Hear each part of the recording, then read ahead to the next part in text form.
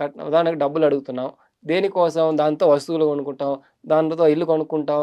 దాంతో ఏదో కొనుక్కుంటాం. కానీ అవతల మనిషి ఎంత బాధపడుతూ ఇచ్చి ఉంటాడు. ఉదాహరణకు అమ్మాయి ఇది మనం ఎప్పుడు రాని టాపిక్. కానీ అవతల అమ్మాయి సైడ్ వాళ్ళు ఎంత బాధపడుతుంటారు. తప్పనిసరి అది వాళ్ళు ఇష్టపూర్వకంగా ఇస్తుంటే అది వేరే విషయం. కొంతమంది పాపం వాళ్ళకుంటాయి ఇస్తూ ఉంటారు.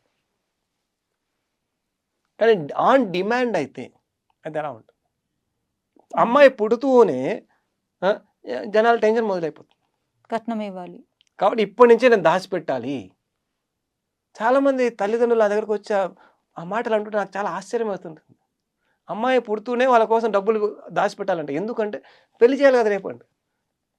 మరి అబ్బాయికి కూడా ఇల్లు ఇవ్వాలి కదా సార్. అమ్మాయి కాబట్టి ఇంట్లో ఉండదు కాబట్టి ఓకే. అబ్బాయికి సొంత ఇల్లు ఇవ్వాలి కదా. ఎక్కడైనా రాసిపెట్టి ఉందా?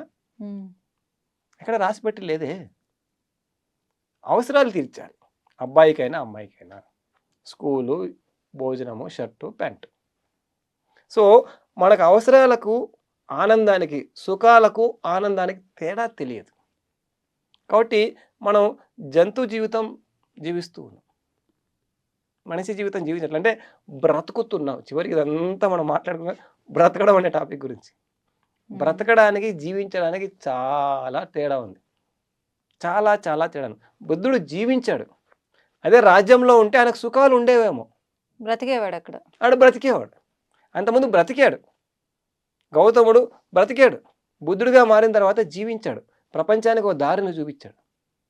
అంతకుముందు ఉన్న గౌతముడికి ఆ తర్వాత ఉన్న బుద్ధుడికి ఉన్నంత తేడా. అంతకుముందుకి ఆ తర్వాతకి ఎంత డిఫరెన్స్ ఉంది. 1,000,000 రెట్లు డిఫరెన్స్ ఉంది. ఈయన దగ్గర ఏమీ లేదు బుద్ధుడి దగ్గర. అంతకుముందు అన్నీ ఉన్నాయి. అయినా బుద్ధుడు ఎంతటి మహానుభావుడు. ఏమీ లేకపోయినా ఒక గోచి తప్ప ఏం లేదు. ఒక జోలె తప్ప ఏమీ లేదు. కానీ జీవించి చూపించాడు.